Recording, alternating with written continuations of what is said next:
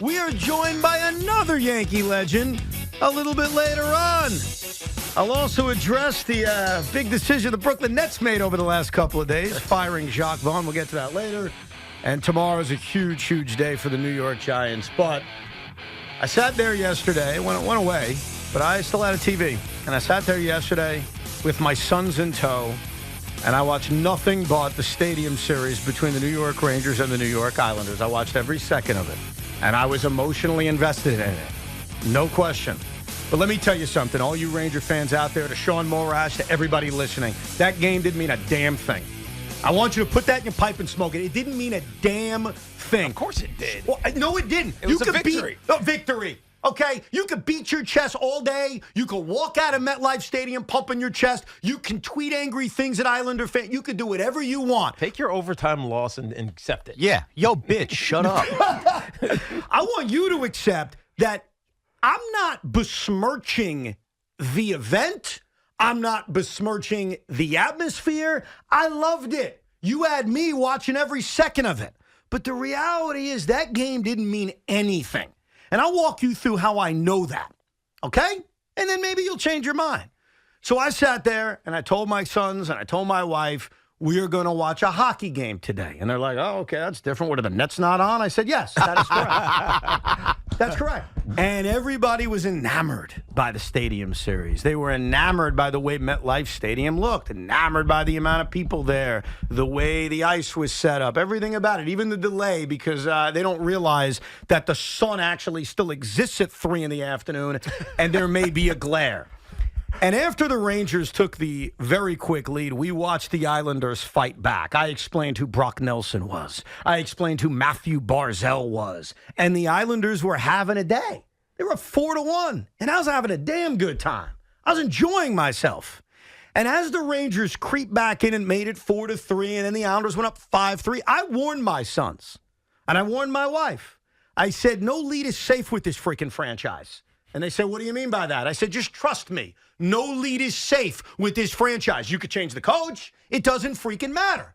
They suck with leads. And God forbid, you put the other team with the man advantage, then they really suck. So I wasn't surprised by what I saw in the third period. I wasn't surprised at all. I wasn't surprised when Zibanejad tied the game with 1:30 to go. And I certainly wasn't surprised when Noah Dobson, that schmuck, turned the puck over 10 seconds into overtime.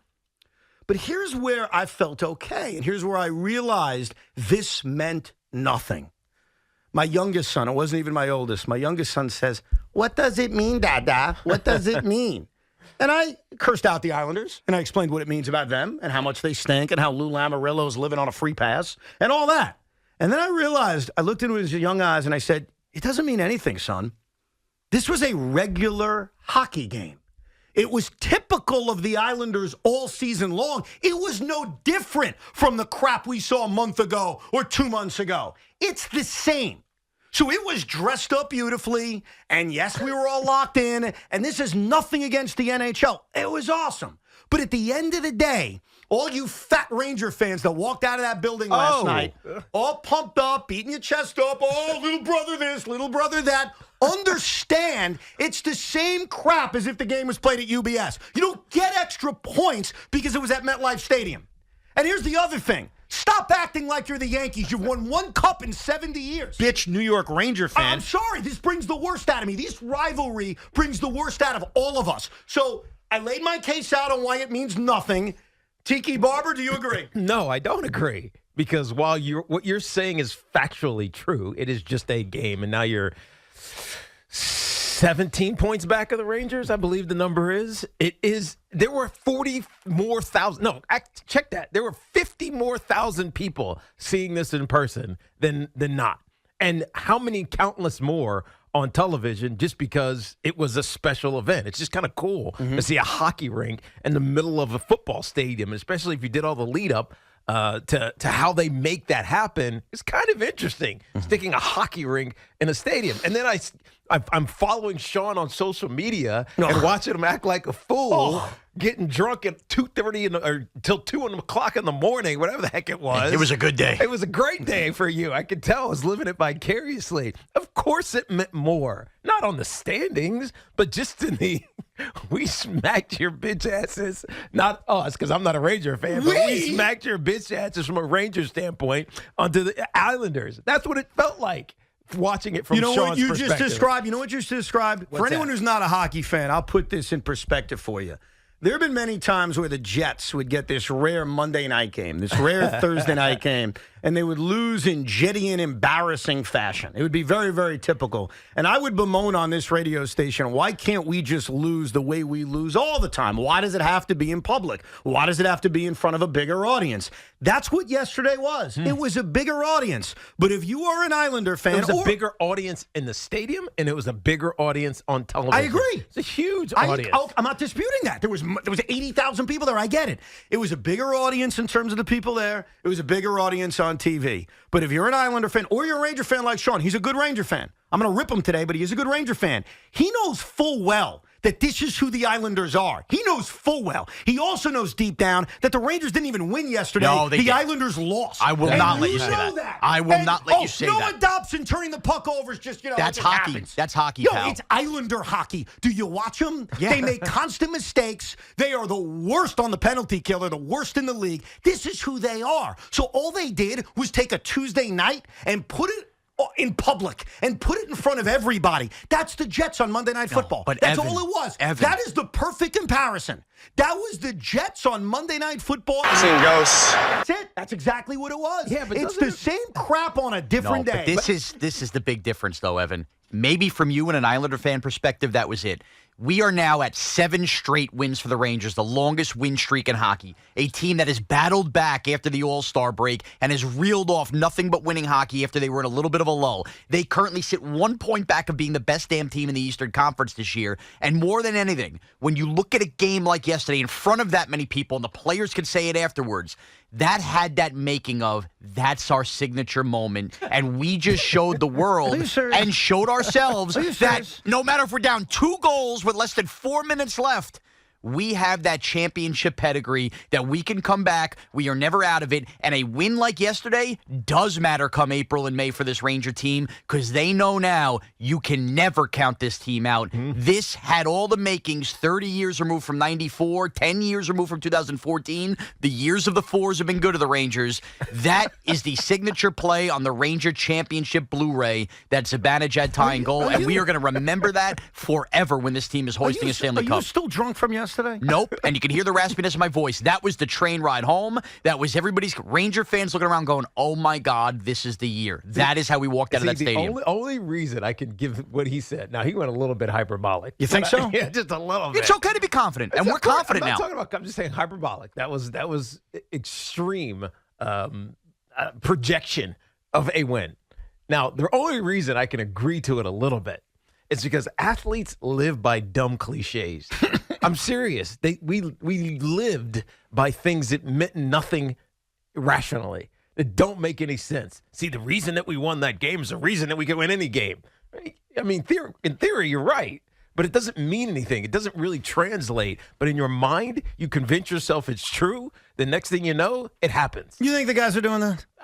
I don't know. I think dopey Ranger fans like Sean are doing that. Yes, but Ranger fans will be saying it on every platform that they can't say it. They're saying it on social media. They're saying it on Sports Talk Radio. And eventually the players hear it, and they start believing it. Do you think the overrated goaltender's saying the same damn thing? Because Igor Shesterkin stunk yesterday. Yeah, Sorokin was real good down the stretch. I'm not talking about my team as a Igor cup also winner. stepped up and made big saves when it happened yesterday. By the way, get this straight, because I know this is going to be a weird argument for you. I'm ripping the Islanders. I'm not sitting here talking trash that they're better. So when your response to me ripping Igor is for you to say, well, Sorokin's not much better. Who said a damn thing about the Islanders? Well, I'm talking about your overrated goaltender. And our goalie? Because here's the truth. Here's the truth. While you were sitting there drinking your ass off at MetLife Stadium, you know what you said down 4-1? Because you were mic'd up. I know what you said to your little buddy.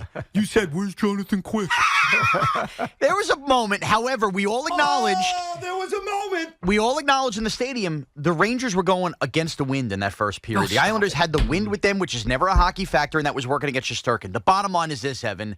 This isn't some kind of, two middling teams had a fun event at MetLife Stadium. The Rangers are a full-blown wagon Stanley Cup contender that last night gave all their fans that magical moment and magical belief now that the dust is cleared football-wise and we didn't have Jalen Brunson to go gaga over. We looked at the Rangers and said, oh, my God, this feels real. Really? This so feels real. Coming back against the crappy Islanders because more people were there, dude, you beat a garbage team that's choked all year long. You know that, right? You know the Islanders have choked. You can only beat who's in front of you all season long. That's all it was. But that's not the Rangers. Right? They shouldn't apologize for that. I'm not saying it's the Rangers' fault. I'm saying stop acting like this matters more than it does. You sound like a pouting baby. I'm sorry as an Islander fan. Look, I'll admit it was a cool event. I love the Stadium Series. I'm not knocking it. I'm just reminding you. And listen, I'm consistent about this. The Subway Series is a great event. There's always more people at Citi Field or Yankee Stadium for the Subway Series. And you know what I say after every Subway Series? It's just a game. What did it really mean we're going to forget about this in 48 hours or 72 hours? And that's the truth. If the Islanders don't get their heads out of their rear ends, we're not going to remember this. If you guys start struggling like you were 3 weeks ago and Igor needs another mental break, or you guys choke out in the first round like you did a year ago, trust me, you're not thinking back to February 18th at MetLife Stadium. You're right. But what I am telling you is, again, this is a 7-game win streak for the Rangers. This is about more than just yesterday. And yesterday, that cherry on top of coming back, what I am telling you is, as we continue to steamroll here towards what's going to be a big postseason for the Rangers, there's a very good chance we do look back at yesterday and go, oh, my God, that was the moment. Here's the other reason you're a hypocrite. Tiki, you're going to love this one. The other magical moment at MetLife Stadium from the past year, if you had to pick one. Yeah, there's a few. You know, obviously the Jets against the Bills after you Rodgers don't have to go got through the hurt. preamble. I was at both. Yeah, you're at both. Okay, well, good. You know where I'm going with this. You're Zach Wilson. I'm talking about the Jet comeback against the Giants. Two improbable completions. Yeah. At the end of the game Yeah, and I'm talking about overtime. that. Yeah, kind of like the Ranger game. All right. And was it kind of the same freaking thing? If you want to compare football, it was nice and to be on the hockey- right side of it. No, you're on the right side of it now. You were on the wrong side of it before. You were not happy with Joe Beningo doing his Victor Cruz dance after the Jets beat the crappy Giants. And you even said, like a big baby, calling me a big baby, like a big baby after that Jet-Giant game, enjoy this, you're going to win nothing. Yeah, Isn't that pretty much what Yeah, but the difference is both the Jets and the Giants were middling, and we all knew it. Yes. The Rangers are sitting atop the Metro right now and they have 2 points or a point back for the best record in the in the East. Yeah. Right? It's just different. Why is that different? Because did they get overplayed early? Sure, of course. But you don't know what the Jets were going to become at that point. He was the one basically saying Yes, this we doesn't did. matter. No, we didn't. Are you kidding me? The middle of the season, we knew the Jets were trash. They We knew couldn't the score Giants, points. Yes, and the Giants couldn't protect the quarterback, whoever was back there. Of course, we knew both the teams There were was middling. still hope that the Jets could make the playoffs. We still had hope, at least I did. Not after watching that game. All I know is he narrowed it down and said it didn't matter. Like, basically, who cares? Because like Tiki said, we knew after watching that game both teams stunk, and it was a matter of that. The difference is we knew going into yesterday, and we know even more coming out of it, the Rangers give this town, like we talked about last week, the closest to a championship. It's the Yankees. It's not the Rangers. You know. No, they give this town a legitimate chance at its first parade in a long, long time, and yesterday could be the moment we look back on and go, that was the moment with 80,000 fans where we realized no, it wasn't this is the year. moment. See, here's the problem, and we do this all the time in this town. Some of my own fans of teams I root for do the same thing. You get muscles when you beat your rival. That's what it is. You get these fake muscles when you beat your rival. Or you drink as much beer as Sean did. Right, and he's still drunk from it 24 hours My later. voice is extra raspy today. Like, the Mets beat the Yankees in a Subway Series. There's some extra muscles. The Jets beat the Giants last year. Joe's doing the Victor Cruz dance. You beat the Islanders when they collapse like they've done all season long. You get the extra muscles. You get rivalry muscles. And this crap happens all the time. And I'm just reminding you that while it was a wonderful event and I was locked into it and it was great for hockey, the game was just another freaking game that got more attention. So don't print your Stanley Cup tickets yet. Don't do that. I mean, really. They're digital now, Ev. But you can hear it, Tiki. He's printed out his tickets already. Of course he is. He's got to be excited about something this season. Of course. By the way, yes, excited about something. Our city sucks for sports. So finally, we had a big weekend, good for Devil fans too, and we have a legitimate championship team sitting here on the verge of playoff hockey. All hail the New York Here's Rangers. the problem. I was reminded something that I usually try to get out of my brain for most of the year, and then it pops up usually in April and May. And last year, I thanked the New Jersey Devils. They did a wonderful job of putting out this fire. And it's the fire of Ranger fans talking so much crap. It's the fire of the arrogance, of the confidence, which I find, Tiki, so interesting considering that franchise has won one cup in 70 years. And yet they talk as if they're the kings. You just heard Baldy over there. You heard him pontificating about the New York Rangers. Let me remind you, and I say this as calmly as I can to you, respectfully as I can. For Devil fans and Islander fans listening out right now, I'm here for you. You guys have won nothing. Do you understand me? Nothing. Yeah, we've lived it. We're aware. You choked away that series against the Devils last year. You choked away against the Lightning the year before that in the conference finals. And yet you yap and you yap and you yap and those gums keep moving. And last night, I know you people listening, you walked out of MetLife Stadium with that arrogance, with that swagger, with the yapping and the talking. And I just need to remind you, great game. Wonderful event. Amazing moment. God, you sound like such One a loser. cup in 70 bleeping years. Bitch, New York Ranger But you fan. sound like a loser saying that. Just What? accept it. What? Just you sound like a loser. I sound like Sean after Giants Jets. No. Yeah, maybe, but still, you sound. I called that game. I had to be neutral, and it sucked. But you sound like a guy who says, "All right, our team stinks." But yours isn't going anywhere either, despite the fact that they're sitting at the top of the Metro by however many points it is now, 13, whatever it is. So they're way up there. No, it's only 8. But still, like the Rangers actually have a shot. I get you. This is not like the Jets. You knew the Jets did not have a shot when they beat the Giants. When the Yankees beat the Mets, we were at the game, especially the second Subway Series. You kind of felt like, yeah, neither one of these teams really have a shot. The difference in this is that the Rangers actually have a shot, and they're playing that way, especially when it's their best players playing that way. Now, do they need their goalie Shesterkin to stand on his head at some point in this season? Maybe Yeah. block a shot when it's glove side. Yeah, that'd be kind of cool for them, I think. Maybe, Yeah. but I mean, hell, they score when they need to. Yeah. That's impressive, dude. Yeah. They easily could have folded in this game down 5-2 or whatever it was. They easily could have fallen apart, but they didn't. Give them credit. Let Sean have his beer muscles. Let the Ranger fan feel excited about what's possible, especially after winning 7 in a row. All right. Stop being the loser. Congratulations. You lost the game. You don't need to be more of a loser because of it. And losers lose, Teak, as we know. Yes. Congratulations. As we heard from Evan very clearly after the Detroit Lions lost. That is true. I did say that. So, to the Ranger fans out there, Tiki's talked some sense into me. I want to congratulate you on winning your February Stanley Cup.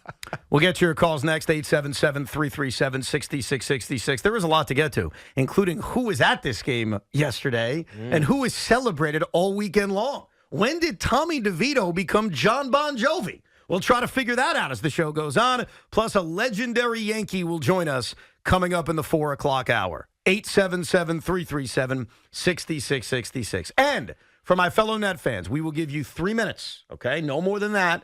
Tiki will set a clock, and I will address the Nets' big decision from earlier today to fire Jacques Vaughn, and I will also publicly endorse who should be their long-term answer as the next head coach of the Brooklyn Nets. I want you to set your clock for this. We will address this at 3:30 today, and it will last 3 minutes long.